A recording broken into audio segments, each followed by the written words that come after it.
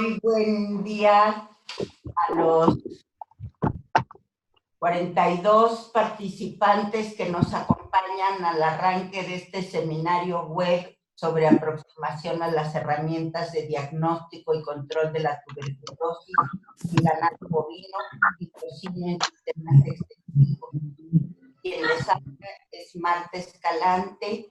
Yo trabajo en el Instituto Interamericano de Cooperación para la Agricultura. Soy la secretaria ejecutiva de la Red de Gestión de la Innovación en el Sector Agroalimentario. Les doy la bienvenida, les agradezco. Hasta donde he podido ver, tenemos participantes de Guatemala, Nicaragua, Perú, Venezuela, de España, de México.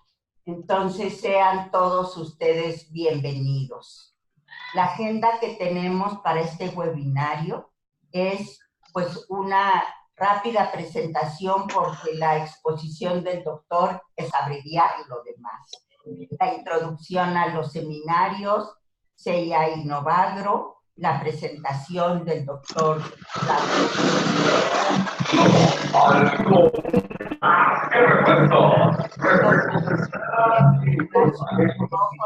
por favor, les agradecemos, gracias. Terminando la conferencia, tendremos un diálogo e intercambio de unos 20 minutos y el cierre y los agradecimientos.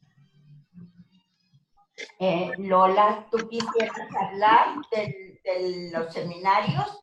Sí, bueno, voy a hacer una breve introducción. Los webinarios Innovagro CIA3, una iniciativa que venimos realizando desde hace ya 2 años, y lo que intentamos es que investigadores que están adscritos al Campus de Excelencia Internacional, que está integrado por 5 universidades de Andalucía y que integra cerca de 4.000 investigadores, bueno, pues tener un escaparate para intentar fomentar la interconexión entre Iberoamérica y Europa a través de estos webinarios, y en muchos de ellos están despertando muchísimo interés y dan lugar a colaboraciones posteriores entre los investigadores y gente del sector, de la administración o de otros investigadores de otras universidades iberoamericanas.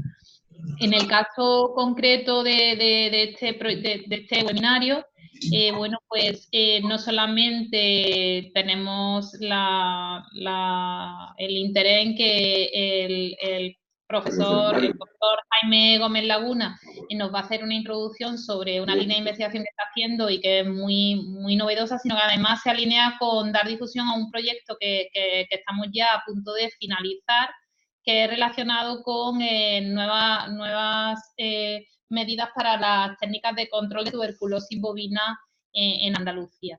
Entonces, no solamente es una línea de investigación básica, sino que, bueno, seguramente pues finalizará, si no ahora me corrige, pues mostrando cuál es su aplicación, es decir, un proyecto más de innovación y muy de aplicación y de interés para el propio sector.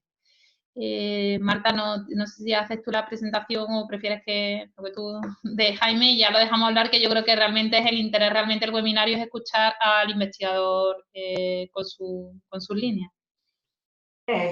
Bueno, solo quisiera, antes de presentar a Jaime, decir o insistir en esto que ha comentado Lola hace un momento, sobre que el Campus Agroalimentario de Excelencia Internacional es una iniciativa entre 5 universidades encabezada por la Universidad de Córdoba.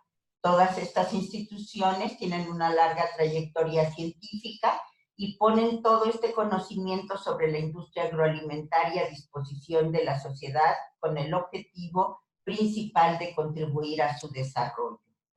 Por su parte, la Red Innovagro es una plataforma que impulsa la innovación en los ecosistemas agroalimentarios de las economías rurales de 14 países que están representados a través de sus miembros.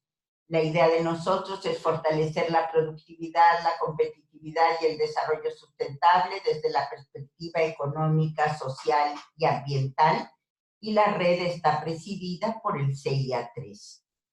la Secretaría Ejecutiva de la red está basada en el Instituto Interamericano de Cooperación para la Agricultura, que es el organismo internacional especializado en agricultura del sistema interamericano, cuya misión es estimular, promover y apoyar los esfuerzos de sus 34 estados miembros para lograr el desarrollo agrícola y el bienestar rural por medio de la cooperación técnica internacional de excelencia.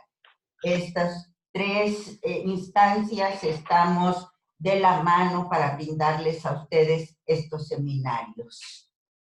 Las reglas de participación, por favor, es que las preguntas las hagan por escrita a través del chat del foro, y si las van a hacer verbales, soliciten la palabra a través del icono de levantar la mano. Se solicita sean puntuales para maximizar el espacio de intercambio con los participantes. Perdón, la presentación del doctor Gómez dice Verbel, pero es Gómez, y el video estarán disponibles en el portal de Innovagro para su consulta en la dirección que se muestra. Y es muy importante tener apagada la cámara y cerrar el micrófono y solo abrirlo para participar, de tal manera que no tengamos interferencias en las plataformas de Internet. Les agradecemos mucho. Ahora sí, vamos a dar paso al seminario web Aproximación a las herramientas de diagnóstico y control de la tuberculosis en ganado bovino y porcino en sistemas extensivos.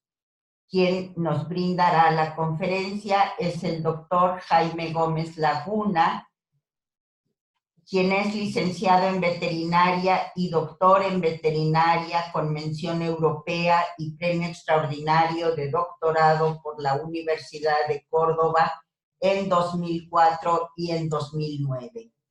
En 2010, él se incorporó al Centro Tecnológico SICAP, Pozo Blanco, Córdoba, como responsable de investigación, desarrollo e innovación del área de producción primaria.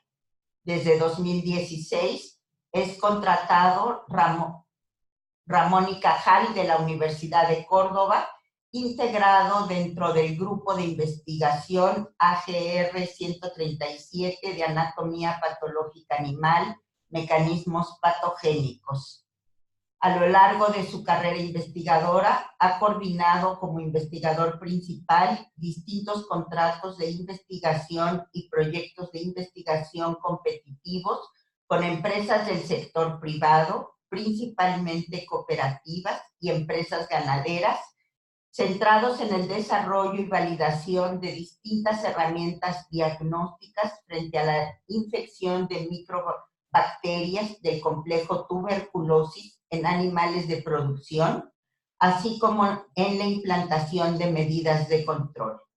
A partir de los resultados alcanzados, se ha conseguido desarrollar y validar nuevas herramientas de diagnóstico rápidas y sensibles, así como estrategias inmunoprofilácticas que permiten mejorar el manejo de los animales en granja, controlando así la aparición de lesiones asociadas a la tuberculosis. Bienvenido, Jaime Gómez, por tu tiempo y disposición de compartir con nosotros. En este momento ya contamos con 60 participantes para escucharte. Adelante, Jaime, tú me vas indicando, yo estaré atenta y vamos pasando la presentación. Muchas gracias, Marta. Entiendo entonces que tú vas a ir pasando las diapositivas. Sí, así es. Ok, de acuerdo.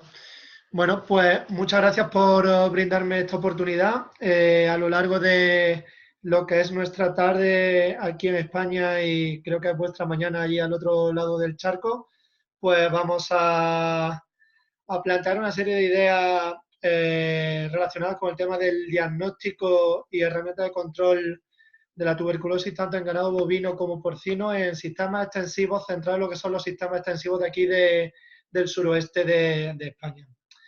Para hablar de la tuberculosis, pues obviamente lo primero que tenemos que situarnos es con el agente etiológico en sí de esta enfermedad. Como como todos vosotros sabréis, las micobacterias responsables de la tuberculosis están englobadas dentro de lo que conocemos como el complejo Mycobacterium tuberculosis, dentro del cual encontramos micobacterias como Mycobacterium tuberculosis, que es el principal responsable de la tuberculosis en el ser humano. También tenemos Mycobacterium bovis, que va a ser el principal responsable de la tuberculosis en el ganado vacuno, pero como bien sabemos también puede afectar a otro ganado, tanto doméstico como silvestre, como al propio ser humano. Y luego también tenemos Mycobacterium bovis BCG, que es el bacilo de Calmette-Guerin, que es la vacuna atenuada que se desarrolló varios años atrás. Cabe destacar también el papel de Mycobacterium caprae, por su importancia en la tuberculosis de la cabra, y también porque puede afectar a otras especies domésticas y silvestres. Si continuamos con la diapositiva, Marta. Además de este complejo Mycobacterium tuberculosis, Marta, ¿puedes pasar la diapositiva? Ahora, además de este complejo Mycobacterium tuberculosis, va a ser importante que tengamos en cuenta otra serie de micobacterias que forman parte, por supuesto, de este gran género Mycobacterium y que van a ser de interés de cara tanto al diagnóstico como al control de la enfermedad. Entre ellas caben destacar las micobacterias que englobamos dentro del complejo Mycobacterium avium, destacando la subespecie avium, que afecta a la micobacteriosis aviar, la subespecie hominis suis, que afecta principalmente al porcino, y la subespecie paratuberculosis, que afecta a ganado, a los rumiantes, dando lugar a la enfermedad del mismo nombre, la paratuberculosis, que va a ser muy importante por el adelgazamiento que causó en los animales y posibles interferencias con el diagnóstico. Todas estas micobacterias son conocidas como micobacterias no tuberculosas, que junto con las micobacterias ambientales juegan un papel importante. Los sistemas extensivos aquí en el sur de España o en el suroeste de España están centrados en el ecosistema que aquí se conoce como dehesa. Para aquellas personas que seáis de fuera y a lo mejor no conozcáis tan de cerca la dehesa, aclararos simplemente que consisten en grandes extensiones de terreno en la que la superficie arbolada ha sido controlada y consiste principalmente en árboles del género Quercus, sobre todo encina y alcornoque, para el aprovechamiento del pasto por el ganado. Lo más común es que en estos sistemas extensivos pues cohabiten diferentes especies domésticas, principalmente el ganado vacuno y también, de manera muy importante, el ganado porcino, encontrándose también sistemas mixtos con pequeños rumiantes, ya sea ovino como caprino. Obviamente, en estos sistemas extensivos es también bastante frecuente la interacción con especies silvestres, bien porque se haga también explotación cinegética de la propia finca, como por el propio ecosistema per se, que da lugar a que pueda haber especies silvestres circulando en esa zona. Todo esto teniendo en cuenta el carácter multihospedador que tiene el complejo tuberculosis, va a añadir un poco de complejidad tanto a todo lo que es el diagnóstico como el control de la enfermedad. Si todo esto no fuera suficiente, añadimos un poquito más de complejidad en estos sistemas extensivos debido a la capacidad de supervivencia que tiene la micobacteria en el medio ambiente, lo cual está favorecido en zonas de mayor humedad, como pueden ser esos barrizales, charcas o laguitos que podemos tener en estas explotaciones y que van a ser un punto crítico a la hora del control, como veremos más adelante. Pasa, Marta. Ahí. Entonces, como ya hemos comentado, la tuberculosis en sí va a ser una enfermedad multihospedador en la que si consideramos el ganado vacuno como el principal hospedador de Mycobacterium bovis, tenemos que este animal, cuando se infecta, puede potencialmente infectar otros animales de la propia granja, animales domésticos o silvestres con los que pueda estar cohabitando en estos sistemas extensivos y al propio hombre, principalmente a los ganaderos que están en contacto con estos animales. No obstante, si continúa Marta, no obstante, esta infección se puede dar en los dos sentidos, es decir, al igual que la vaca puede infectar a otra serie de animales, estos animales pueden volver a reinfectar a ese ganado vacuno y otra serie de animales, favoreciendo la perpetuación de la micobacteria en la explotación en concreto en estos sistemas extensivos. Bien, dada esta introducción, ahora nos vamos a centrar en las herramientas de diagnóstico, las cuales se van a centrar en dos grandes grupos. van a ser herramientas de diagnóstico indirecto y herramientas de diagnóstico directo. Las herramientas de diagnóstico indirecto, como su nombre indica, son aquellas que nos van a permitir incidir el contacto o no con la micobacteria de manera indirecta, es decir, sin detectar directamente la agente. Entre ellas nos vamos a centrar en la intradermotuberculinización, el interferón gamma, estas dos que se basan en respuestas de tipo celular, de respuesta inmune de tipo celular, y luego también tenemos otra técnica basada en la detección de anticuerpos mediante serología, que se basa en respuesta humoral. Esto va a ser muy importante porque ya veremos más adelante cómo una respuesta celular se produce de manera más temprana a la infección y va a permitir hacer un diagnóstico más temprano inicialmente. Las técnicas indirectas se complementan con lo que sería la histopatología, que nos va a dar esa evidencia de la lesión en el tejido en concreto, siendo muy interesante porque muchas veces podemos incluso ver lesiones microscópicas que no se están viendo en la lesión en el órgano, en el matadero. Además, mediante técnicas especiales, como decía Nelson, vamos a poder identificar bacterias o bacilos alcoholácidos resistentes que junto con el tipo de lesión son altamente indicativos de que estemos en un proceso de tuberculosis, aunque no llega a ser un diagnóstico directo del patógeno en sí. Como el diagnóstico directo tendremos la técnica que se considera de referencia sería el aislamiento, el cultivo microbiológico, la técnica de PCR, que nos vamos a centrar en la PCR, sobre todo PCR a tiempo real, que es la que se utiliza de manera más frecuente a día de hoy y es la que nos va a dar una mayor sensibilidad, pero para aplicarla directamente sobre el tejido y conseguir así tener un diagnóstico más temprano de la enfermedad. Y simplemente nombraré por encima herramientas más avanzadas de tipo molecular, como va a ser la secuenciación en base al 16S del ARN ribosómico, el expoligotipado o el VNTR. Si pasamos ya a lo que son las técnicas de diagnóstico indirecto, como comentaba en la diapositiva anterior, estas técnicas se van a basar principalmente en un diagnóstico ante-mortem, es decir, antes de que el animal llegue al matadero. La primera en la que nos vamos a centrar va a ser la intradermotuberculinización. Esta es una técnica que lleva mucho tiempo implementándose en el campo, puede llevar más de 100 años a día de hoy, y que se caracteriza porque en ella vamos a volver a sensibilizar a los animales con la tuberculina, es decir, se les inyecta de manera intradérmica en la piel la tuberculina y aquellos animales que hayan estado previamente expuestos a la micobacteria van a desarrollar una reacción de tipo celular que provoca un engrosamiento de la piel, y es lo que nosotros vamos a medir. Esta técnica, como de manera muy temprana, nos permitiría identificar animales infectados entre las 3 y las 6 semanas post-infección, en el mejor de los casos. Muchas veces estas cifras se establecen de manera experimental y no se correlaciona exactamente con lo que se ve en el campo, aunque sí nos permite ver una aproximación, aunque quizá pueda estar luego un poco más dilatado en el tiempo. Va a haber diferentes factores claves a la hora de influir en lo que es el diagnóstico que vamos a hacer con esta técnica. Entre ellos vamos a ver, en primer lugar, por ejemplo, el punto de inoculación. Aquí en Europa y en España la inoculación se hace en la tabla del cuello. En otras zonas, como en Australia y creo que en Estados Unidos también, la técnica se realiza principalmente en el pliegue caudal.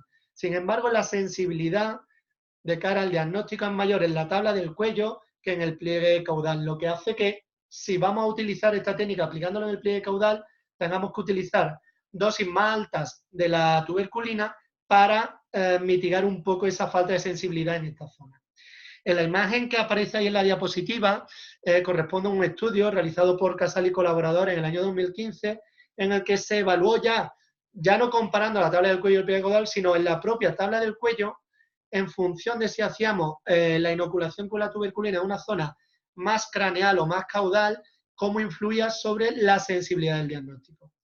Se observó que no había diferencias ni si se hacía en el lado izquierdo o derecho, pero sí que cuanto más craneal era el punto de inoculación dentro de la tabla del cuello, mayor era la sensibilidad, lo cual ya nos está indicando que en función cómo apliquemos esta tuberculina en el campo, vamos a poder tener una mayor o menor sensibilidad a la hora de identificar a nuestros animales.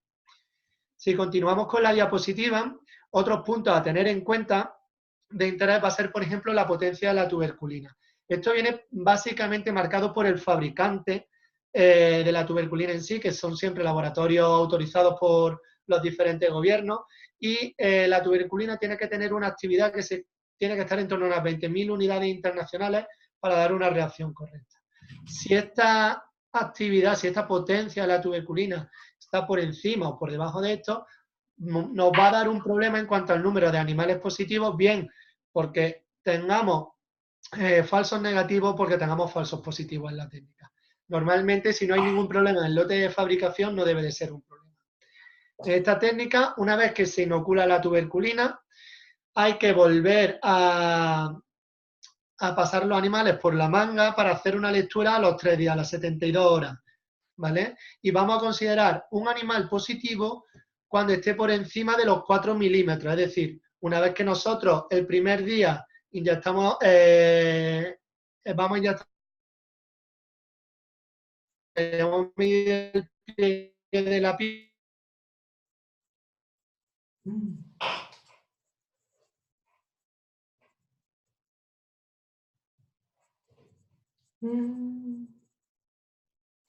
Te dejamos de escuchar, Jaime. Te dejamos de escuchar, Jaime.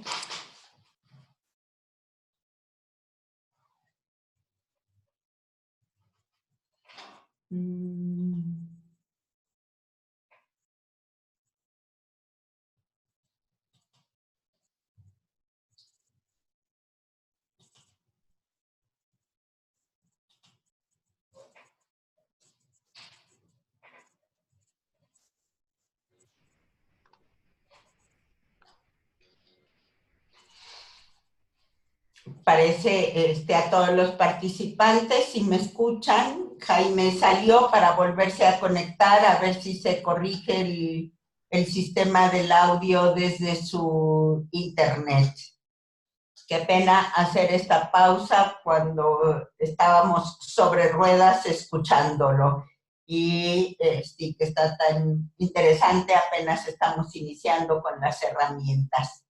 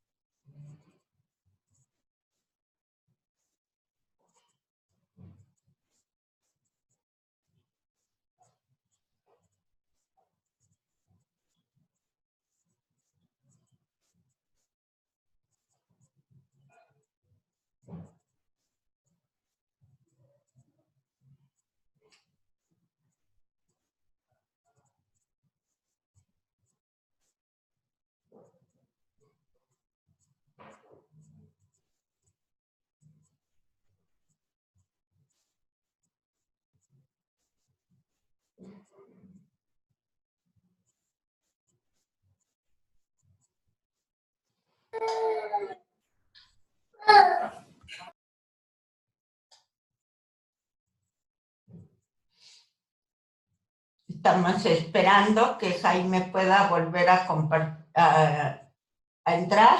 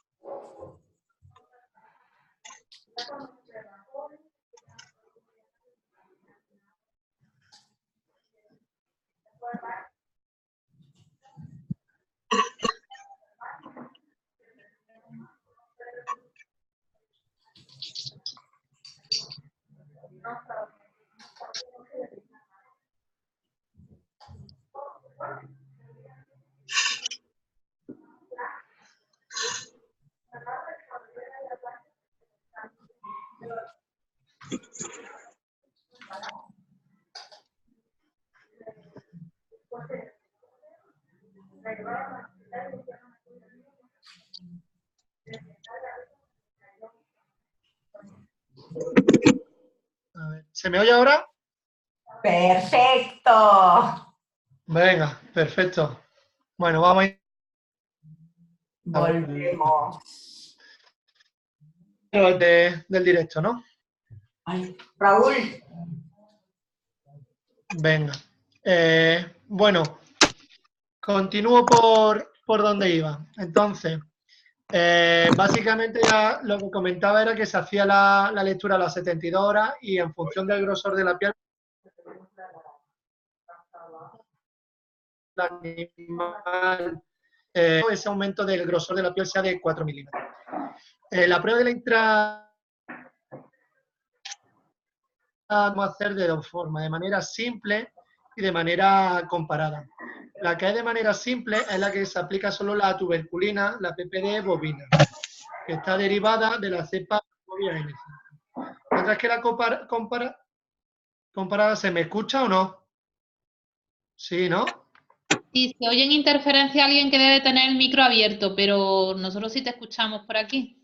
Vale, no, que estaba escribiendo alguien en el chat que no me oía. Vale, solo por confirmar. Vale, entonces, y en la comparada va a ser en la que utilizamos tanto tuberculina de tipo bovino como de tipo aviar.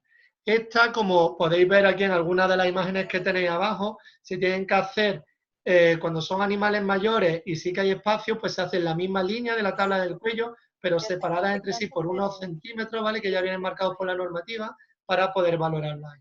Si no, se tendría que hacer una a cada lado del cuello.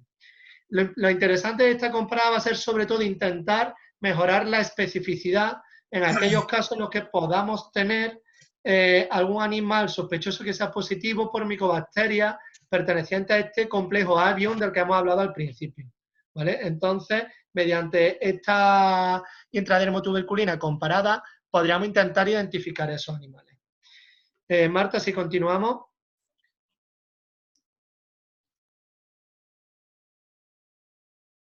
Bueno, ahora a ver si Marta puede pasar la diapositiva. En función de la situación epidemiológica en la que nos encontremos, nos interesará más aplicar un tipo de intradermotuberculina u otra. Aquí ahora mismo en España la que se utiliza es la simple, ¿vale? A ver si podemos pasar a la siguiente diapositiva. Ahí va. De acuerdo. Entonces, teniendo en cuenta... vuelva a la de antes, Marta. Teniendo en cuenta lo que hemos hablado, vamos a tener una serie de ventajas y de inconvenientes asociadas a esta técnica. Las principales ventajas, ¿cuáles van a ser? Pues una técnica que tiene un coste bajo, el equipamiento es bastante sencillo, ya que lo que necesitamos es el cutímetro con el que vamos a medir el grosor de la piel y la jeringa con la que vamos a inyectar y una peladora, ¿vale?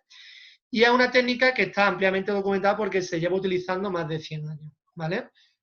Pero ¿cuáles van a ser los inconvenientes? Uno de los principales es la dificultad de la aplicación. ¿Por qué? Porque conlleva un manejo de los animales en los que lo tenemos que meter en la manga tiene que ser accesible para el veterinario, que tiene que llegar a la zona de la tabla del cuello para poder hacer la aplicación de la tuberculina y luego a las 72 horas tiene que hacer esa interpretación volviendo a medir. Lo cual lleva el problema añadido de que es necesaria una segunda visita y que puede haber cierto problema o cierta subjetividad a la hora de la interpretación de esos resultados.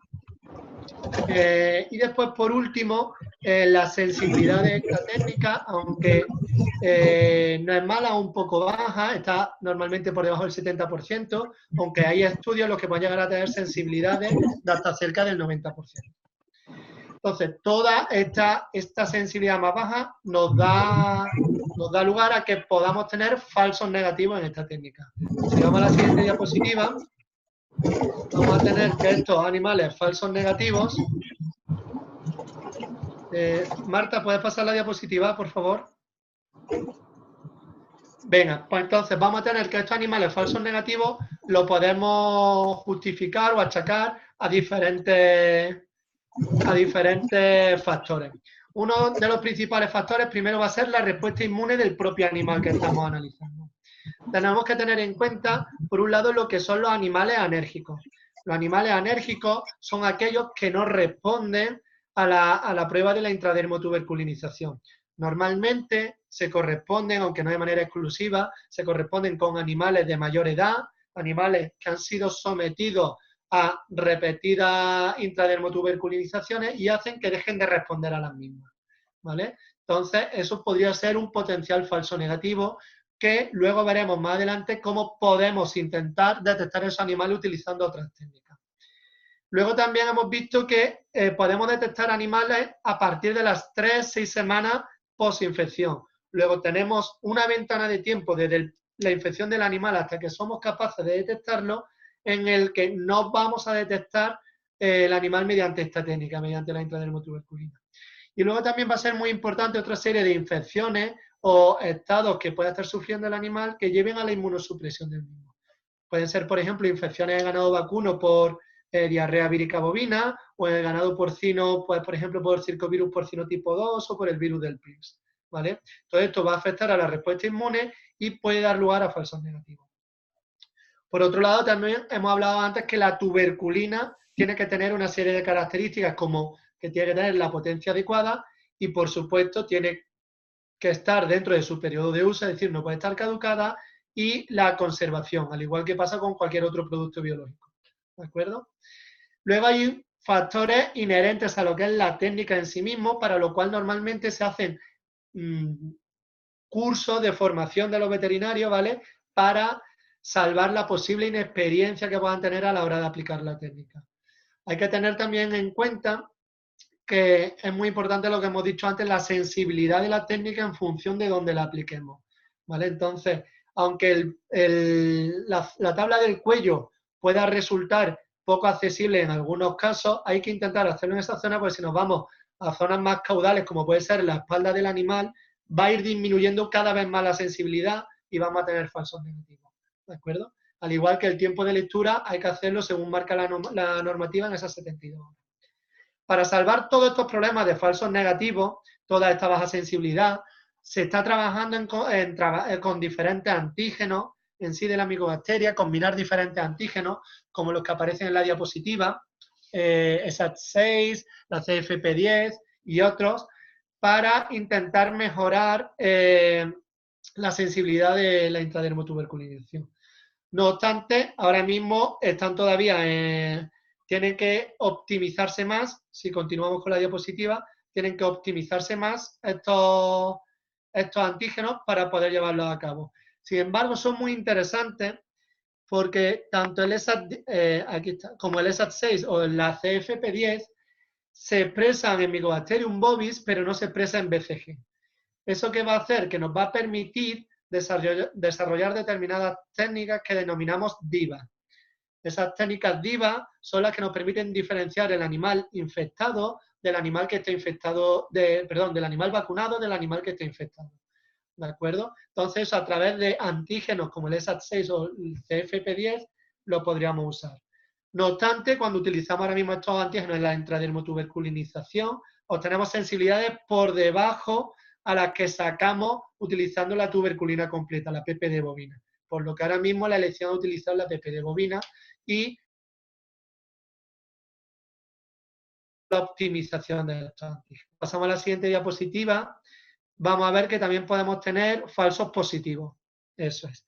Esos falsos positivos normalmente van asociados a una falta de experiencia o una aplicación incorrecta de la técnica, porque se inyecte la tuberculina vía subcutánea en lugar de intradérmica, no de una reacción diferente, o por una aplicación de una dosis inadecuada. Y aquí sí que va a ser importante el tema de reacciones cruzadas por otras bacterias que lo llevamos comentando desde el principio, como pueden ser micobacterias ambientales o micobacterias del complejo amio, para lo cual podríamos desarrollar esa tuberculina comparada para tuberculinización si nos salen positivos frente a esta. Y en este caso sí que sería muy interesante poder trabajar con antígenos como los que hemos comentado anteriormente, ¿vale?, que van a ser específicos de determinadas cepas como el ESAT6 o el CFP10. Muy bien. Una vez que hemos visto la intradermotuberculina, la siguiente técnica de la que tendríamos que hacer eco entre las técnicas indirectas va a ser la técnica del gamma interferón. El gamma interferón, no voy a entrar en detalle en todo el procedimiento que tenéis ahí, pero sí que son pequeñas pinceladas que creo que es interesante que tengamos en cuenta. Esta técnica se realiza sobre sangre completa que tomamos del animal, ¿vale? Y se hacen tubos que van con heparina, ¿vale?, para evitar que coagule. Es que tomamos la sangre y volcamos un poco el tubo un par de veces para que se mezcle bien con la heparina. No deben de transcurrir menos de 8 horas desde que hemos tomado la muestra de sangre hasta que la procesamos en el laboratorio. Todo esto es para garantizar la mayor viabilidad de nuestras células y evitar que tengamos falsos negativos, por ejemplo. Una vez que la sangre ya llega al laboratorio, se produce una incubación tanto con PBS, que sería un control negativo, como con tuberculina bovina y aviar, y en determinados casos se puede hacer con cóctel de algunos de los antígenos que hemos comentado anteriormente, y se incuba toda la noche, overnight, a 37 grados con humedad, preferiblemente también en atmósfera de CO2. Una vez que hayamos hecho esta incubación, vamos a centrifugar y obtenemos el plasma, a partir del cual podemos hacer ya la técnica de interferón gamma. Aquí va a ser importante que cuando llevamos la sangre al laboratorio la mantengamos a lo que sería una temperatura ambiente entre unos 18 y unos 22-25 grados, ya que tanto temperaturas más altas como más bajas pueden afectar a la viabilidad de la célula. Si pasamos a la siguiente diapositiva. Entonces, entre las principales características que tenemos aquí con el gamma interferón va a ser que nos va a permitir ya hacer un diagnóstico más temprano. Se basa igualmente en una respuesta inmune de base celular, pero aquí ya vamos a poder diagnosticar animales a partir de 1 o 2 semanas post-infección. ¿Eso qué nos va a hacer? Nos va a hacer que tenemos una mayor sensibilidad que con la intradermotuberculinización y una especificidad más o menos similar a la que tenemos con esta técnica. Para llevar a cabo este protocolo de gamma interferón, se utiliza tanto la tuberculina completa, como hemos dicho anteriormente, la PP de bovina, como también determinados antígenos, ¿vale? Estos antígenos, ahí tenéis varios reflejados en la diapositiva, cuando se utilizan de manera individual no se consigue que tengan una mejor sensibilidad que con la PP de bovina. Sin embargo, cuando utilizamos combinación de ellos, si le puedes dar, Marta, cuando utilizamos una combinación de ellos, como por ejemplo entre ESAT6 y CFP10, ellos dos de manera conjunta ya nos permiten tener una mayor sensibilidad, que cuando van combinados con algunos de los otros dos que tenéis destacados en rojo, nos puede hacer que la sensibilidad pueda estar incluso por encima del 90-95%, manteniendo también una especificidad de cerca del 97 o 99%, lo cual lo hace bastante interesante. Más aún si tenemos en cuenta que los dos antígenos anteriores que dijimos, el ESAT6 y la CFP10, no se expresan en la cepa de BCG, ¿vale? Lo que sería la cepa atenuada de Mycobacterium bovis. Las principales ventajas que vamos a tener aquí con el gamma interferón va a ser que nos va a permitir mejorar la sensibilidad de nuestro diagnóstico. Trabajamos con una serie de equipamientos e infraestructuras en el laboratorio que están calibradas y nos va a permitir acreditarlo, establecer buenas prácticas de laboratorio de manera que tengamos consistencia en nuestro procedimiento y en nuestros resultados. La muestra nos va a permitir repetir el ensayo en cualquier animal dudoso sin necesidad de volver a tomar una muestra de ese animal y a volver a tener que hacer un manejo del animal. Si nos damos cuenta, aquí con el gamma interferón, con una única muestra de sangre, podríamos hacer el diagnóstico, por lo cual solo hace falta una visita a la explotación y eso es muy importante de la carga de trabajo. Al igual que también una disminución del estrés para el animal, que no tiene que pasar nuevamente por la manga para poder manejarlo, ¿de acuerdo? Eso serían las principales ventajas, pero como inconvenientes que vamos a tener. Sería un inconveniente menor el tema del equipamiento, porque prácticamente el equipamiento que hace falta no es más que una estufa y un espectrofotómetro para el lector después del interferón gamma, que suele estar presente en la gran mayoría de laboratorios, pero en aquellos laboratorios que no disponen de él podría ser un inconveniente. Por otro lado, el principal inconveniente que tiene esta técnica, y hay que hacer hincapié en esto, es el tiempo que puede transcurrir desde que se toma la muestra hasta que se procesa en el laboratorio. Esto es importante porque aquí en España, como se trabaja, es que la muestra se tiene que procesar en menos de 8 horas desde su toma de muestra. En otros países se trabajan con tiempos más largos y esto puede afectar a la viabilidad de las células, que es lo que comento ahí a continuación. Y cuantas menos células viables tengamos, más falsos negativos podemos tener. Es cierto, vuelvo atrás, Marta, es cierto que podemos tener un mayor coste con esta técnica, pero ese mayor coste va a venir hasta cierto modo compensado por la disminución de la carga de trabajo que tenemos, ya que los operarios no van a tener que ir a las 72 horas de nuevo a analizar los animales y hacer la lectura de la tuberculina. Por lo cuanto, podemos ir más o menos a compensar una cosa con la otra. Y finalmente, hay que tener cuidado también con lo que son los animales jóvenes, que pueden tener una respuesta innata un poco más desarrollada, más activa, principalmente en base a células natural killer, y que nos pueden dar falsos positivos de cara al interferón gamma. ¿De acuerdo? Muy bien. Ahora ya sí pasamos al siguiente eslabón. Y ahora ya sí que nos centraríamos en lo que sería la detección de anticuerpos, es decir, la respuesta de base humoral y que se establece normalmente de manera más tardía en la infección. Entonces ahí tenemos que, aunque podemos detectarlo desde a partir de las 3 semanas por infección en condiciones experimentales, lo más común es que se haga de manera más tardía.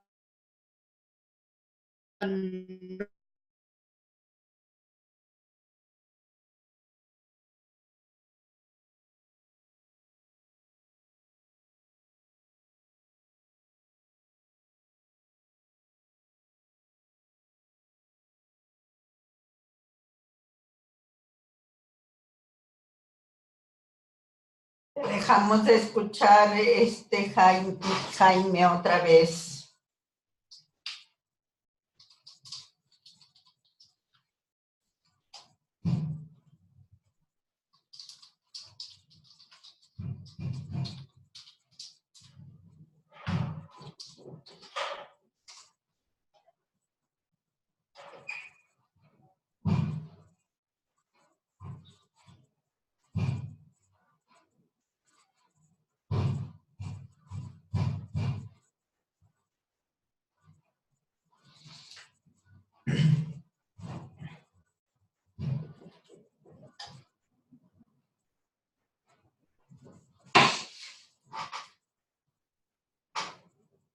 Volvimos a tener problemas con el internet de Jaime. Esperamos se vuelva a conectar. A la presentación todavía faltan muchas láminas para que él pueda concluir. Entonces, el tiempo ya se acerca al final. Ya estoy aquí otra vez, perdonad. Jaime, antes de que inicies, estaba yo pensando si debemos, cuando termines esta primera parte, hacer un corte para preguntas y a lo mejor programar otro seminario para la segunda parte, debido a que el tiempo nos quedan 15 minutos, Jaime. Vale, me parece bien, sin problema. Muy bien. Venga, pues entonces, vuelvo un segundo atrás para que pueda decir una cosa de la otra diapositiva y ahora ya seguimos.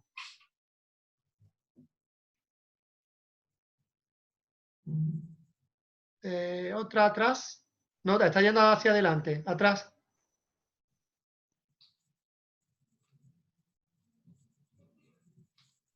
Aquí, perfecto, perfecto. Venga, entonces, ¿qué es lo que vamos a conseguir aquí con la respuesta humoral, con esta detección de anticuerpos? Pues intentar detectar estos animales que veis ahí al final, donde pone anergia, es decir, son esos animales en fase ya más crónica, que la respuesta de base celular ya decae, no lo podemos detectar, pero sí que podemos detectar los anticuerpos. ¿De acuerdo? Entonces, complementando una técnica con la otra, vamos a tener un mayor abanico para poder ver esos animales que nos salen, por ejemplo, negativos a la intradermotuberculina. Sin embargo, es verdad que la sensibilidad que conseguimos ahora mismo con el diagnóstico serológico, con la detección de anticuerpos, es una sensibilidad baja, y para ello trabajamos de nuevo con diferentes antígenos seleccionados, entre los que cabe destacar sobre todo el MPV83. Este MPV83 es el que permite detectar anticuerpos de manera esas 3 semanas por infección. Mientras que otra serie de antígenos, como los que veis en la diapositiva, el SAT6, el CFP10 o la MPV70, nos permiten detectar. También destacar otras proteínas u otros complejos peptídicos como el P22, que es un complejo peptídico que abarca, entre otros, la MPV70 y la MPV83, que también da buenos resultados. Entonces, esta serología sí que se ha implementado de manera bastante satisfactoria a nivel tanto de porcino como de jabalí en animales silvestres, ¿vale? Y también en pequeños rumiantes, dando resultados satisfactorios para complementar con el resto de técnicas. Sin embargo, si pasamos a la siguiente diapositiva, de nuevo tenemos que tener en cuenta una serie de ventajas y de inconvenientes. Las principales ventajas: la muestra es muy fácil de tomar y sobre todo de conservar, porque aquí sí que vamos a trabajar con el suero que sacamos de esos animales, y la técnica se hace de manera muy rápida, en un par de horas, a lo sumo 3 horas, se puede haber realizado la técnica. Podemos analizar muchas muestras de una sola vez y es fácil de estandarizar entre diferentes laboratorios. Sin embargo, como inconveniente vamos a tener que la sensibilidad es muy baja o es baja, ya que los anticuerpos van a aparecer de manera tardía y pueden variar mucho de un animal a otro. Todo esto sería lo referente a lo que sería una técnica lisa, pero también podemos desarrollar otra serie de técnicas serológicas, como se ve a continuación, que serían los ensayos de inmunocromatografía, que sería ese lateral flow assay, que básicamente consiste en una tira inmunocromatográfica similar a la que son de los test de embarazo. Estos ensayos pueden ser muy interesantes porque nos van a permitir, además de las otras ventajas que ya hemos dicho, hacer un diagnóstico de manera muy rápida, solo en una serie de minutos, en campo con el animal allí mismo delante, con una serie de ensayos que son estables a temperatura ambiente. Sin embargo, la sensibilidad en estos ensayos suele ser algo inferior a la que tiene el ELISA, aunque en determinados estudios experimentales se consiguen rendimientos bastante buenos. Muy bien. Todo esto sería lo que es el diagnóstico indirecto, y si nos centramos ahora en lo que sería el diagnóstico directo, vamos a dar un par de pinceladas sobre lo que sería el aislamiento microbiológico y la PCR. En el aislamiento microbiológico tenemos que esta técnica es la que se considera la técnica de elección o el gold standard para el diagnóstico de la tuberculosis bovina. Sin embargo, a través del aislamiento, en función de el tipo de cultivo que utilicemos, el tipo de muestra, la recuperación de micobacterias desde ese tejido nos puede variar desde un 30 hasta un 99%, lo que nos hace que tengamos una sensibilidad bastante variable. ¿Qué factores me van a influir sobre esta sensibilidad? Primero es la muestra que someto al cultivo. Inicialmente siempre debemos de incluir, cuando vayamos a hacer un aislamiento, aquellos órganos donde veamos lesiones compatibles con tuberculosis. Además, si estamos, por ejemplo, en un animal que no tenga lesiones macroscópicas, lo ideal es hacer un muestreo sistemático de nódulos linfáticos, incluyendo nódulos linfáticos el mandibular, retrofaríngeo, traqueobronquial, mediastínico, mesentérico y supramamario, para poder tener una mayor fiabilidad en el diagnóstico. Aparte de lo que sería la muestra en sí como factor influyente en el resultado que vamos a sacar en el aislamiento, habría que tener en cuenta la técnica, ¿vale?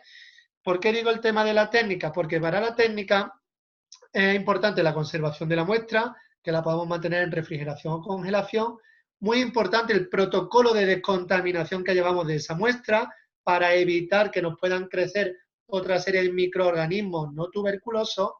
Y finalmente el medio de cultivo. Medio de cultivo que vamos a tener tanto un medio de cultivo sólido como un medio de cultivo líquido. Normalmente los medios de cultivo sólidos, ahí tenéis varios ejemplos, la recuperación es algo menor que la que conseguimos con el medio de cultivo líquido. De esta manera, si pasamos la diapositiva, tenemos que tener en cuenta que estas características van a ser muy importantes para evitar ese crecimiento de microorganismos no deseados y muy importante que tengamos en cuenta que, aunque podemos tener un diagnóstico positivo en medio líquido a los 28 días o en medio sólido a los 43 días, no debemos dar un cultivo como negativo hasta que hayan pasado 2-3 meses del mismo, es decir, preferiblemente los 3 meses para estar seguros de que ese cultivo sea negativo. Si continuamos con lo que son las técnicas directas, habría que hablar, por supuesto, de lo que sería la PCR.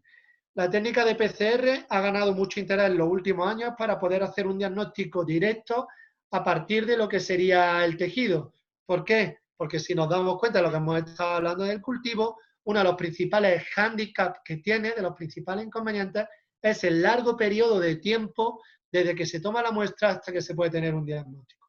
Mientras que con la PCR, como mucho en 24 o a lo sumo 48 horas, podríamos tener un diagnóstico. ¿De acuerdo? Obviamente, en la PCR se han ido trabajando con diferentes tipos de PCR. A día de hoy, el trabajo se centra sobre todo en PCR a tiempo real y hay diferentes tipos de diana. Hay una diana de mayor rutina para el diagnóstico del complejo tuberculosis, que es la región de inserción, la IS 6110, aunque hay muchas otras dianas de interés que se están utilizando actualmente como la MPV70. De nuevo, aquí va a ser crítico todo el proceso, desde que tomamos la muestra hasta que hacemos la PCR, siendo importante, por ejemplo, o crucial el método de extracción del ADN. Es muy importante hacer una buena digestión, dilución de ese tejido para poder tener acceso a la micobacteria y poder llegar al diagnóstico. ¿De acuerdo? Al igual que tener en cuenta las diferentes muestras que analizamos del animal para poder dar un animal como positivo o como negativo. No obstante, controlando bien todos los parámetros, podemos llegar a tener una sensibilidad por encima del 85% y una especificidad por encima del 95%, lo que lo hace como una herramienta de gran interés de cara a poder implementar su uso en futuros programas de control y de erradicación. Por último, simplemente si avanzamos la diapositiva, tener en cuenta que hay otra serie de técnicas de biología molecular de interés, como va a ser esas técnicas de secuenciación, ese poligotipado o técnicas de VNTR, que nos van a permitir diagnosticar animales que pueden dar un resultado falso negativo a la PCR, pero que son sobre todo de mayor interés para lo que sería los estudios epidemiológicos, estudios moleculares epidemiológicos, para ver circulación de determinadas cepas entre, por ejemplo, ganado doméstico y ganado silvestre o entre diferentes especies de animales domésticos. Si continuamos la diapositiva, hasta aquí era la primera parte, que era la de diagnóstico, ¿vale? Y ahora venía la parte de control. Entonces ya depende de cómo quieras que lo hagamos, Marta. Yo pediría que si nos, por respeto al tiempo de los participantes y para mantener su atención, teníamos 78, ahora se nos han salido 2. Creo que vale la pena que hagamos un corte. No hay preguntas hasta este momento, pero si alguien quisiera hacer algún comentario, y si no, que podamos reprogramar la sesión para continuar con la segunda parte, si les parece bien. Yo como vosotros prefiráis, a mí me parece bien cualquiera de las dos opciones. Bueno, pues si no hay comentarios de los participantes, si nadie quiere tomar la palabra. Hay gente que están planteando de seguir, Marta, yo como en el chat, yo como vosotros prefiráis, yo no tengo prisa, yo puedo seguir sin problema. Bueno, a ver si hay más pronunciamientos, ahí están, Creo que la gran mayoría están diciendo de seguir. Sigamos, yo puedo seguir, yo prefiero seguir, yo puedo seguir, sigamos, continuamos. Bueno, si los demás pueden, y no tienen problemas, podemos mantener. ¿Tú estás de acuerdo, Lola, también? Bueno, pues entonces sigamos, pues. Venga, perfecto. Gracias. Bueno, venga, muchas gracias a todos. Este sería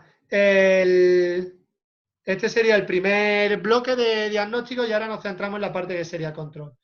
Si empezamos con lo que sería el control, simplemente recordaros, pasa la diapositiva, Marta, recordaros pues ese carácter multihospedador que tiene la tuberculosis, en la que el animal infectado, en este caso, por ejemplo, la vaca, va a poder infectar a otros animales del mismo acto, de la misma explotación, pero también, por ejemplo, otros animales domésticos, que son frecuentes que tengamos en estos sistemas extensivos, incluso animales como, por ejemplo, esos animales domésticos, ese perro, esos gatos que podemos tener en la explotación.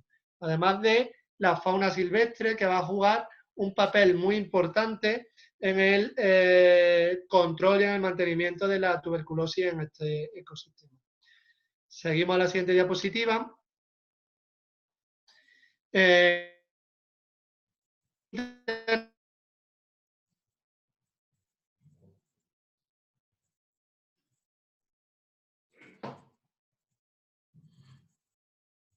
Te perdimos, Jaime, otra vez.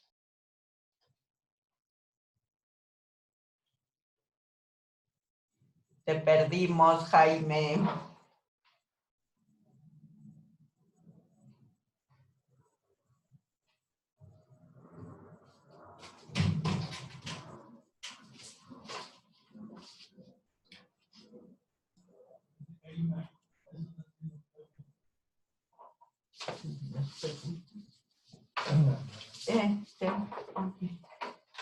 Oye, ¿cómo se pone esto?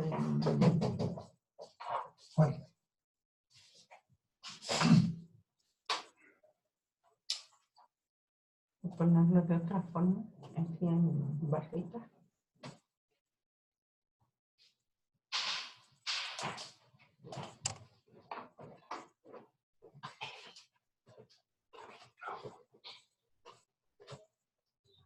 Sí, ahí, pero igual.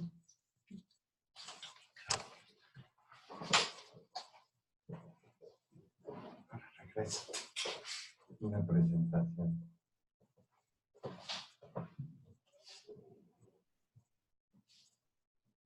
Ya estamos de vuelta, ¿no? Sí, sí, Jaime, ya estamos. Muy bien, perfecto. Entonces, ¿vuelve alguna diapositiva atrás para que yo pueda ver dónde estamos? Que me he perdido yo ahora.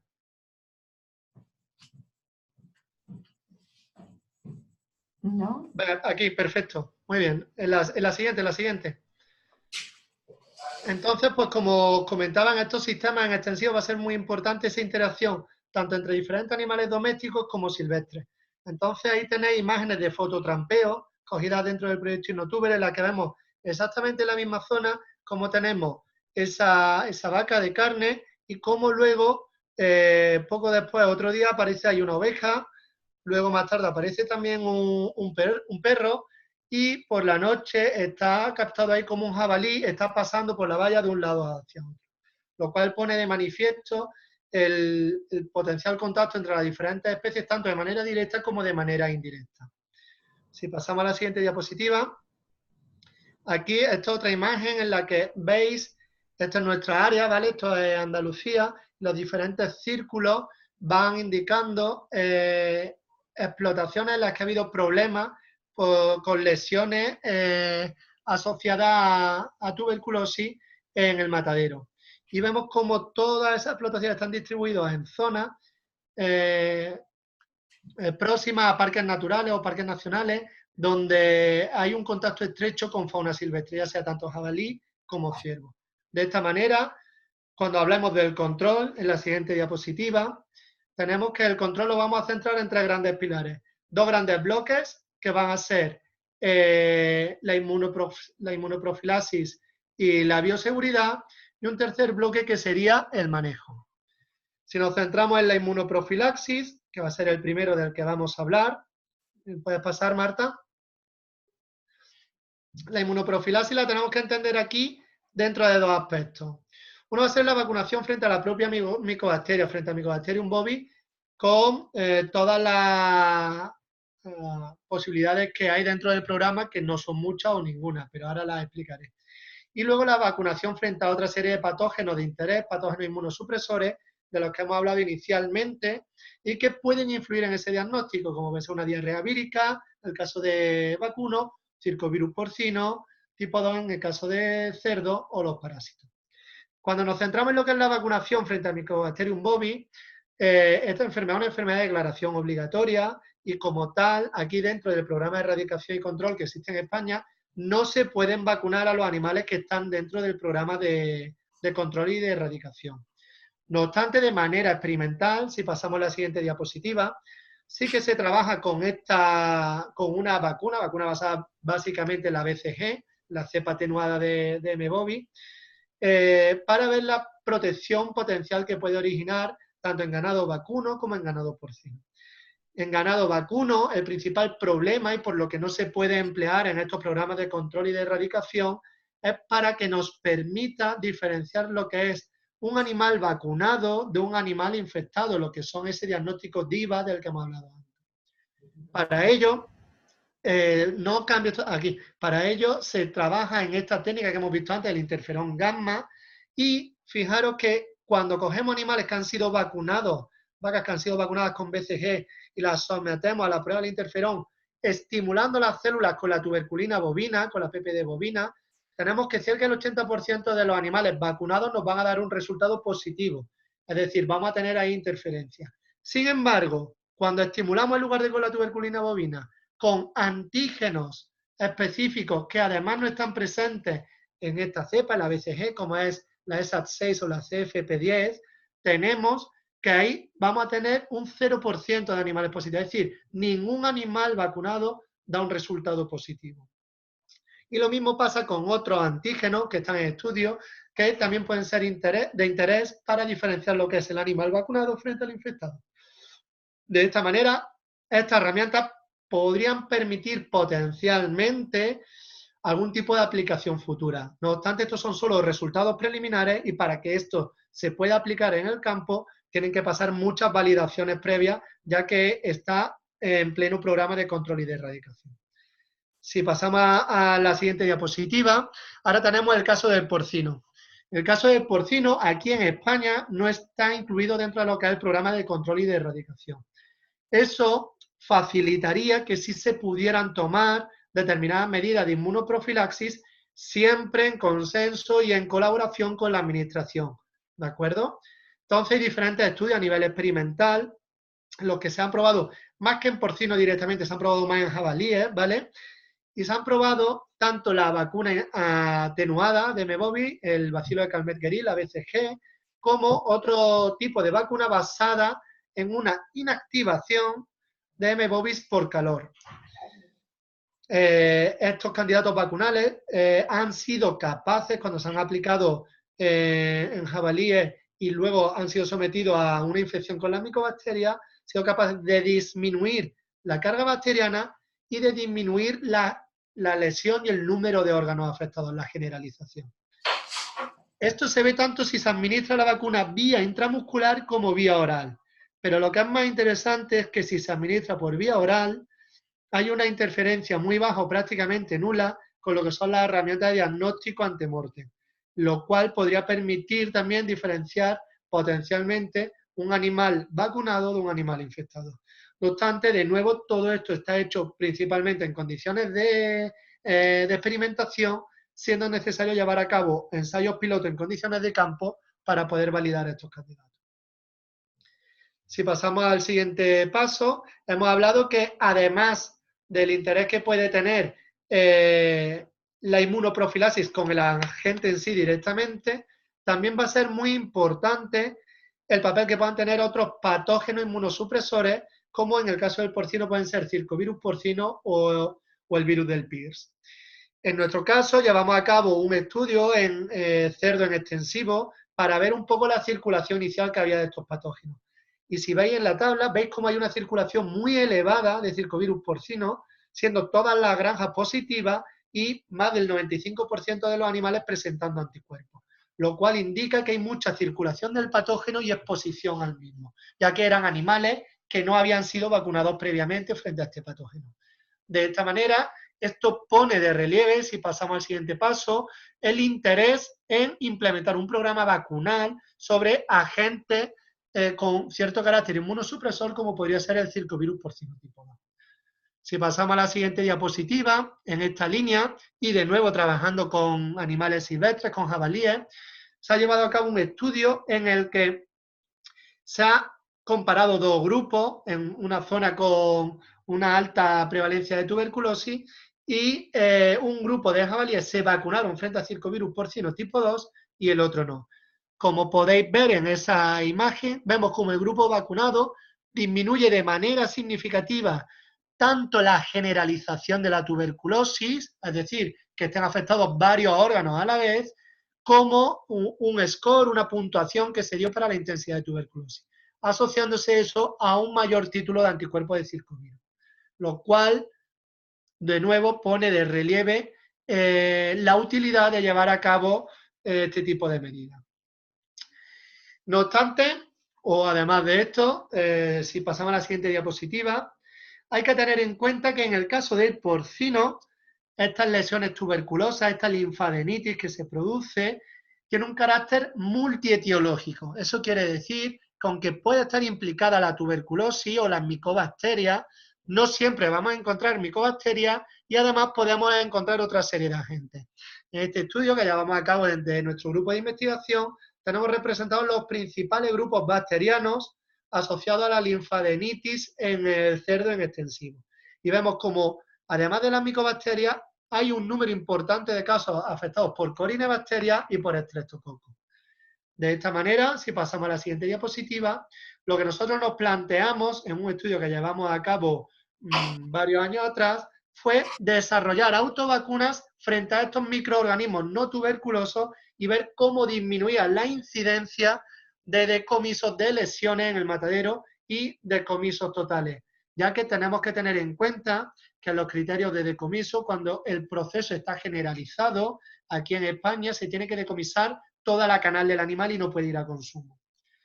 Pues ahí tenéis los 4 explotaciones, que es la evolución de decomisos totales que tuvieron desde el 2010 hasta el 2012, y a partir de ahí se aplicaron las autovacunas y vemos como a partir del 2013 y el 2014 disminuyó de manera drástica el número de decomisos totales.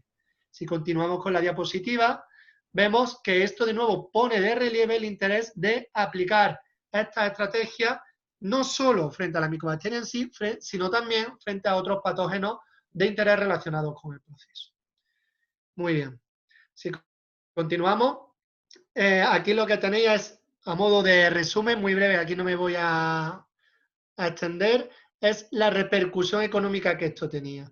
En la parte de decomisos veis el número de animales estimado que podían estar decomisados de manera total en función del censo de la explotación, y después tenéis el coste que tendría la pérdida de esos animales, el decomiso de esos animales, con finalmente el coste asociado a la vacunación, lo que pone de relieve que la vacunación de toda la granja justifica de sobra el llevar a cabo esta práctica si somos capaces de evitar que simplemente 2 o 3 animales no sean decomisados de manera total. Muy bien, si continuamos, ya nos vamos a centrar en el otro gran bloque del control, que es la bioseguridad. Todo esto ya lo hemos comentado previamente, que era la idiosincrasia de los sistemas extensivos, el sistema extensivo aquí en España, esa cohabitación entre especies domésticas de diferentes tipos y también tenemos la cohabitación entre especies domésticas y especies silvestres, lo cual pone de relieve todos los puntos de control que van a ser de interés. De esta manera, si continuamos, Marta, aquí tenéis una serie de puntos que pueden ser especialmente interesantes cuando queramos valorar y analizar la bioseguridad en nuestras explotaciones. Puntos donde podamos tener contactos directos o indirectos entre estas especies que están cohabitando, como son esos puntos de agua y pienso, esos bebederos y comederos, si esos vallados permiten el paso, por ejemplo, de ganado cinegético, qué programa sanitario estamos siguiendo, si estamos separando los animales en diferentes parcelas, ¿de acuerdo? ¿Qué eliminación de cadáveres? Varios puntos que vamos a ver ahora de manera gráfica. Si pasamos a la siguiente diapositiva, aquí tenéis varias imágenes que nos podemos encontrar en estos sistemas extensivos. Si empezamos por la derecha, ahí tenemos, sabemos todos nosotros que el cerdo tiene ese carácter omnívoro, de manera que si no hacemos una buena gestión de esos cadáveres en nuestra explotación, si no los ponemos, como aparece en la imagen, en esos contenedores en zonas limítrofes de la granja y tenemos cadáveres que no retiramos del medio, van a ser consumidos por los animales que tengamos en la explotación y va a ser una nueva fuente de infección. Lo mismo nos puede pasar con otra serie de vectores que lamentablemente en sistemas extensivos van a ser más complicados de controlar, como pueden ser los roedores o incluso lombrices de tierra, que se ha demostrado que también pueden ser portadores de Mycobacterium bovis, pero que a lo mejor en zonas de comederos sí podemos intentar implementar algunas medidas. Y luego también el contacto entre diferentes especies. Vuelve atrás, Marta. Entre diferentes especies, como veis ahí, tenemos ganado vacuno de actitud lechera, que tenemos ¡Están lombriz de tierra! En contacto directo con ganado porcino, y en la otra imagen tenéis dos crías de cerdo cruzado con jabalí, con su madre, porque cualquier jabalí macho habrá saltado la valla de la explotación y ha cubierto a la... Lo cual pone de manifiesto ese control, esa interacción interespecie que hay. Ahora sí, si pasamos a la siguiente diapositiva, hemos dicho que otro punto crucial van a ser puntos de agua y puntos de bebedero y comedero.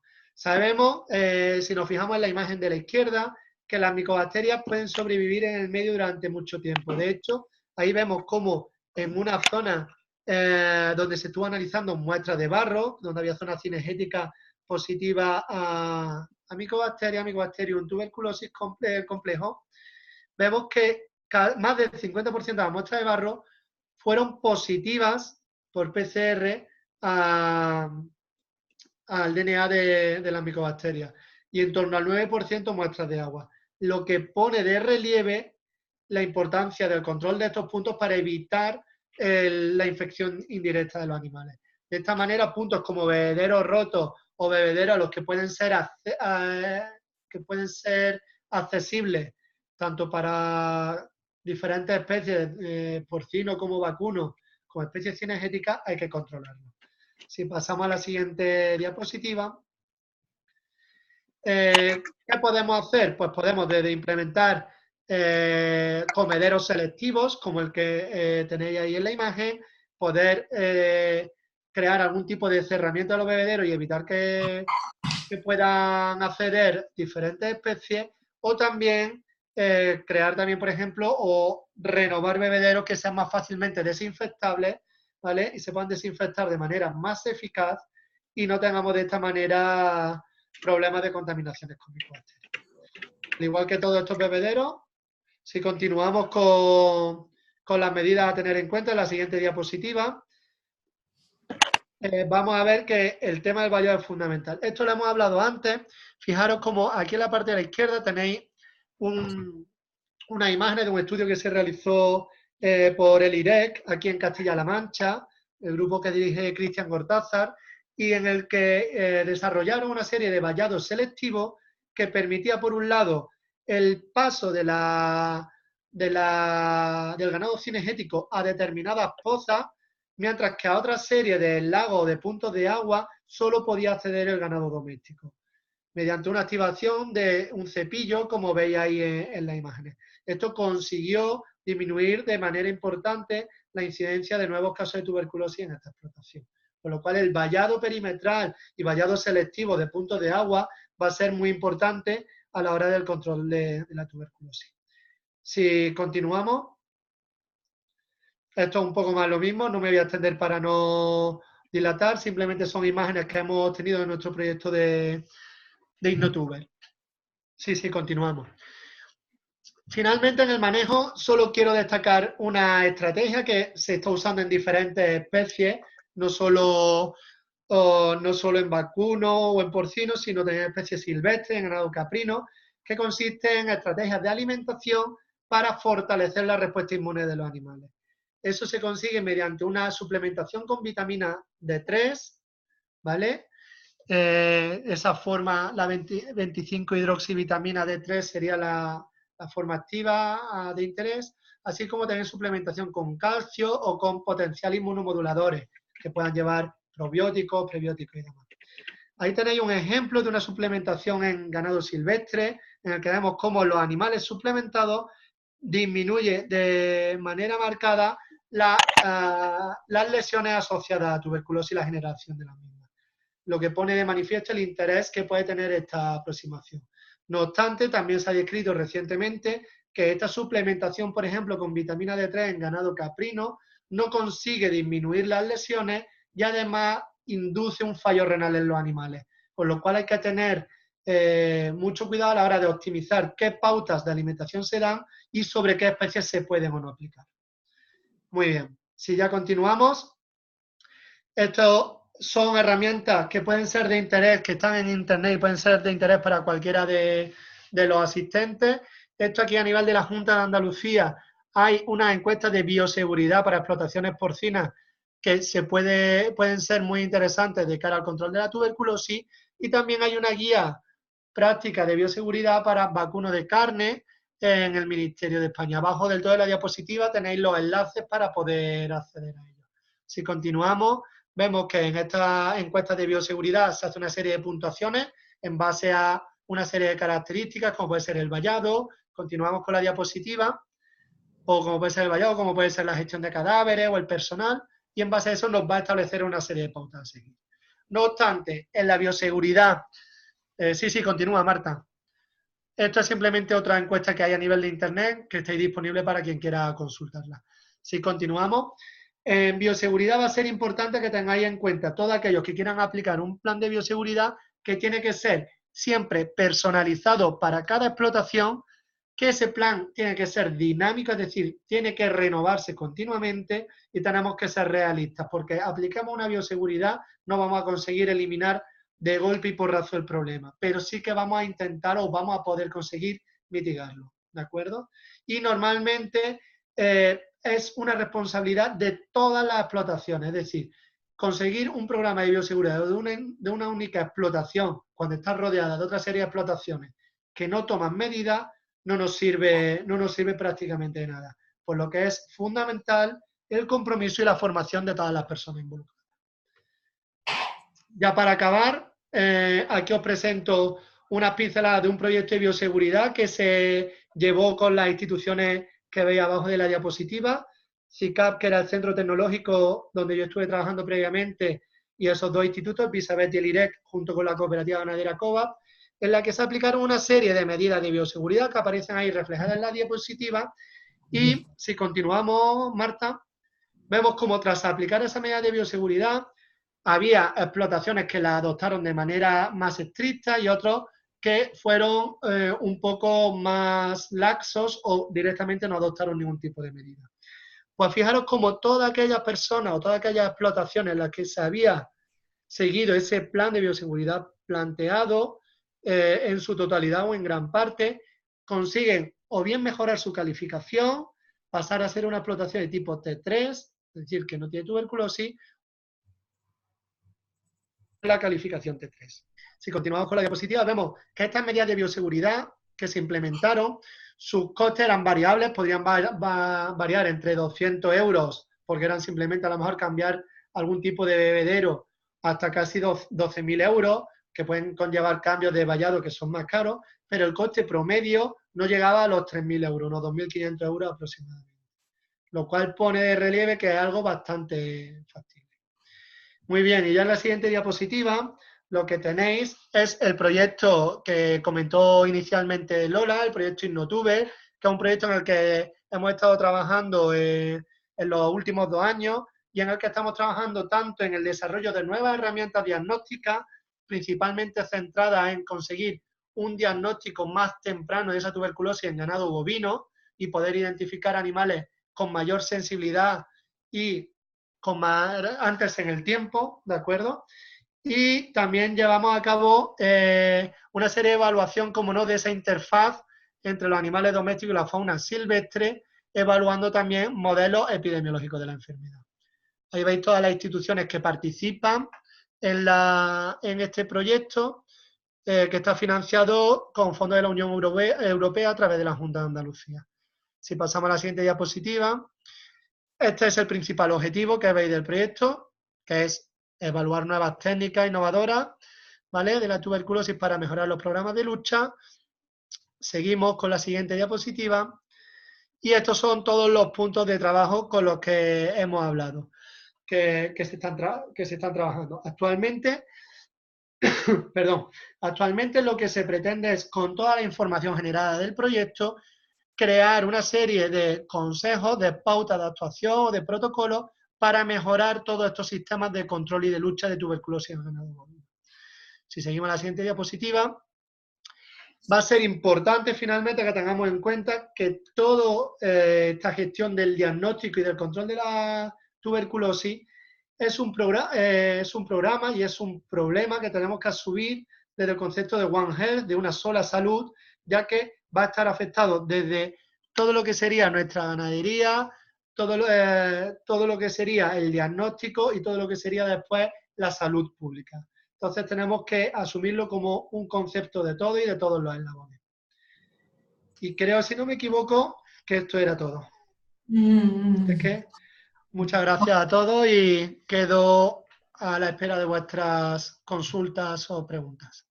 Muchísimas gracias, Jaime. Ha sido muy clara y muy rica tu exposición, que mantuvo la atención de 75 participantes. Tenemos 3 preguntas.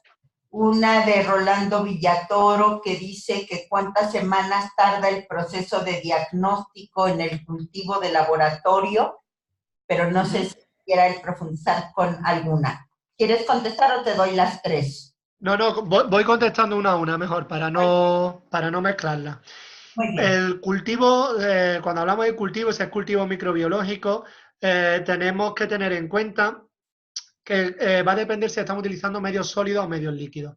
En medios líquidos, el crecimiento es más rápido, en menos de un mes puede haber ya crecimiento si es un animal positivo, ¿vale? Mientras que en medios sólidos a lo mejor puede tardar 1 mes y medio aproximadamente. No obstante, esto es en el caso de que sea un animal positivo y que el crecimiento sea evidente. Como comenté, va a depender mucho también de la carga bacteriana que tenga cada muestra. Y entonces puede ser que la carga sea más baja y necesite más tiempo. Y por eso es que un resultado no se puede dar como negativo hasta que hayan pasado cerca de 3 meses de su cultivo. Creo que eso responde a la pregunta. Sí, muchas gracias, Jaime. La siguiente es de Álvaro Mata y dice, bajo tu opinión, ¿existen diferencias en la detectabilidad según quien ejecute el IDTB?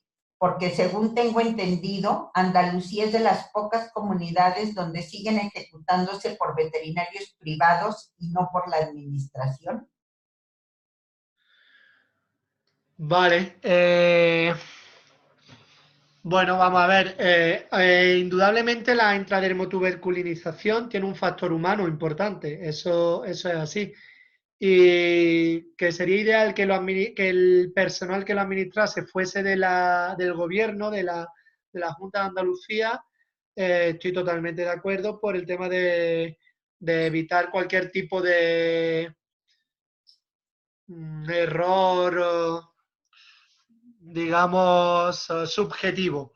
No obstante, es verdad que la formación que tienen los veterinarios a día de hoy es bastante buena y ello no debe de recabar en que se haga de peor manera. Creo que es más limitante la infraestructura que puede haber en la explotación, es decir, que haya una manga buena y accesible, más en sí que el operario. Si la manga es buena y los animales están bien manejados y demás, no creo que haya tanto problema en el diagnóstico, independientemente de que el veterinario que le aplica sea privado o sea público. Muchísimas gracias.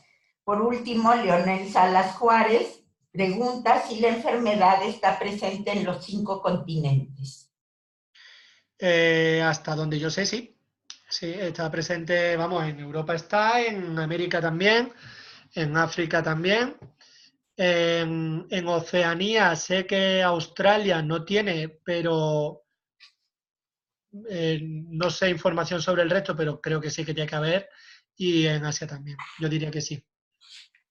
Por supuesto, lo que es Europa, África y América, sí. Muchas gracias, Jaime. Hay una más de R. Gamarra.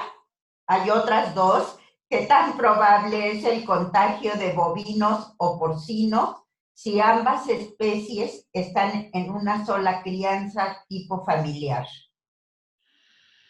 Bueno, vamos a ver, ahí lo interesante va a ser en esa explotación de tipo familiar, saber si estas especies, el bovino y el porcino, están juntos o están separados.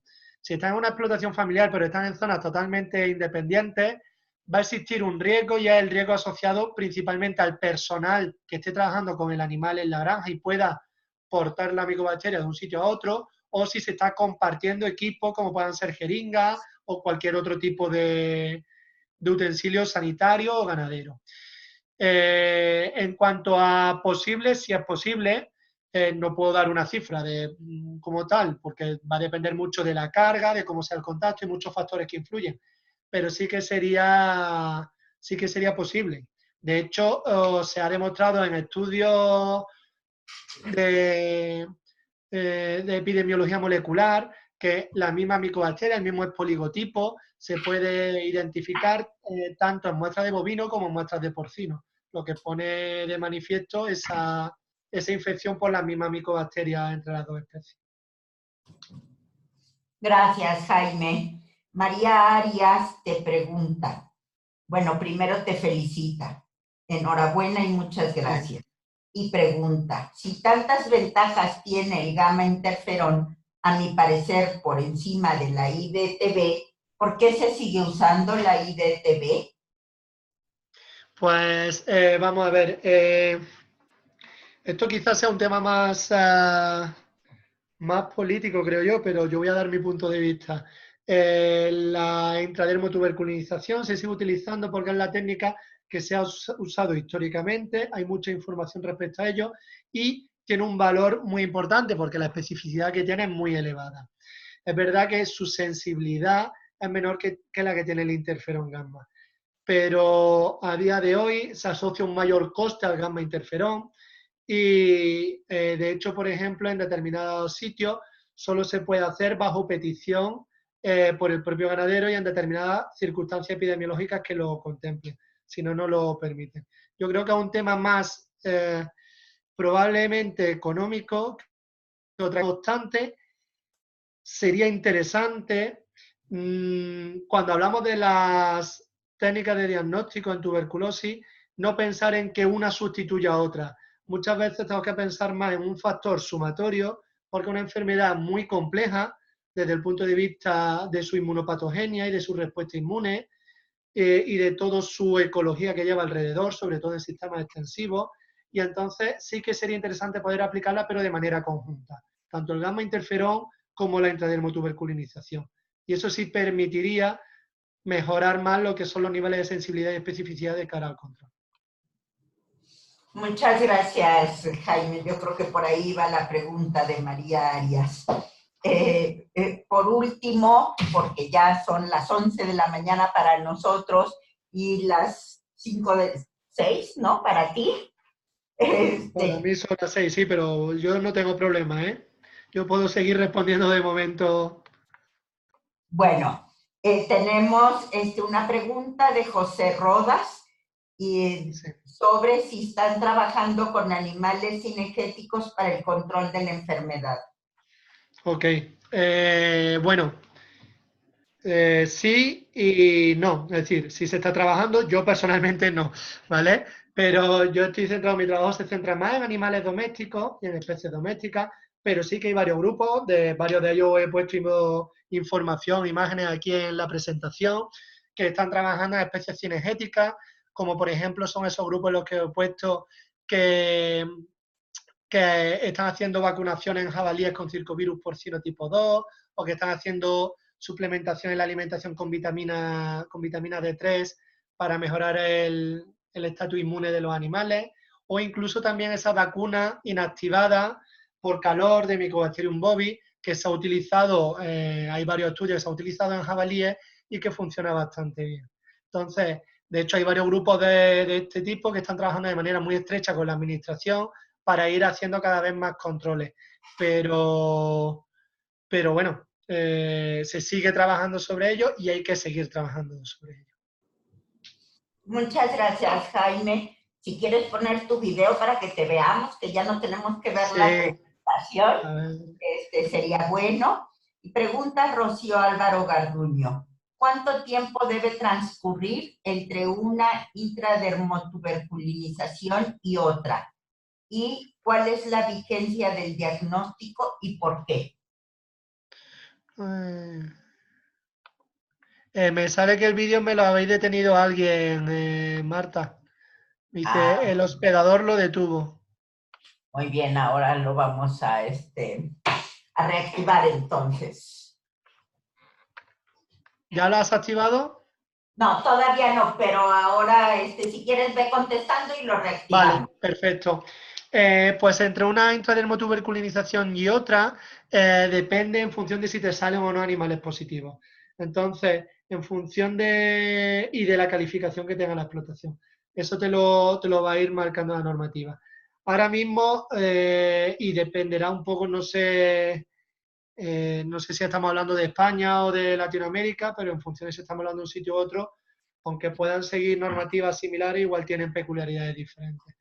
Entonces, aparte, no me sé con detalle todo la normativa y no te puedo decir la cifra o el tiempo exacto. Sí te puedo decir que depende de la calificación de la explotación y depende de si te sale algún animal dudoso o positivo en esa intradermotuberculinización. Bueno, Jaime, desde Lica, Brasil, te dicen enhorabuena, felicitaciones, Jaime, Marta, Lola. ¿Es posible tener la dirección del doctor para futuros contactos? Si tú nos lo permites. Sí, por supuesto que sí. La verdad que normalmente la pongo en la diapositiva, se me ha olvidado, pero ¿las diapositivas están disponibles? ¿Las vas a dejar tú disponibles, Marta? Sí, va a estar disponible. Bueno, pues si no te importa, como tú tienes mi email, inclúyelo en la diapositiva esta final, puedes poner mi email ahí. Con ¿vale? Muchísimo gusto. Y así lo tiene todo aquel que le interese, lo tiene a mano. Cómo no, les vuelvo a decir, la presentación y el video estarán disponibles en el portal de la Red Innovagro, www.redinnovagro.in. Hay un espacio específico para los seminarios CIA 3 Innovagro y ahí encontrarán esta presentación y el video de este día.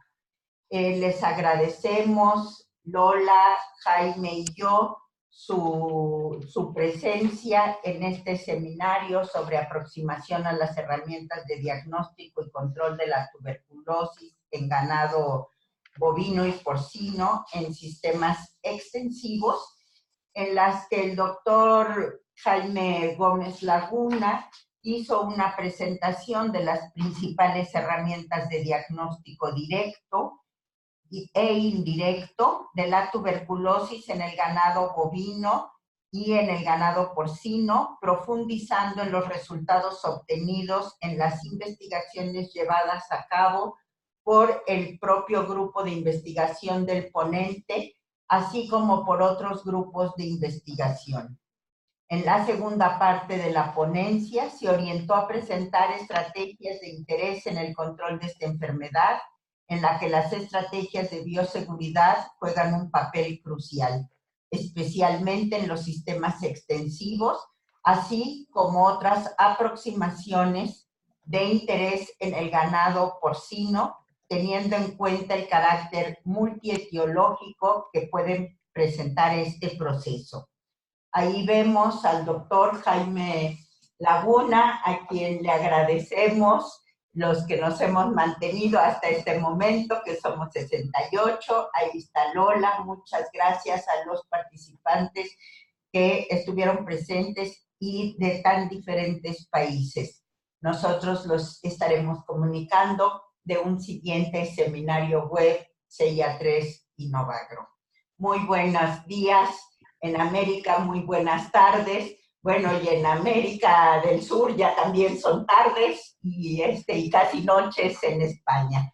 Muchísimas gracias a todos, que tengan muy buen fin de día. Lola, gracias, Jaime, y gracias, Marta. Nada, despedirme y darte las gracias. Igualmente, un placer. Muchas gracias a todos. Ahora.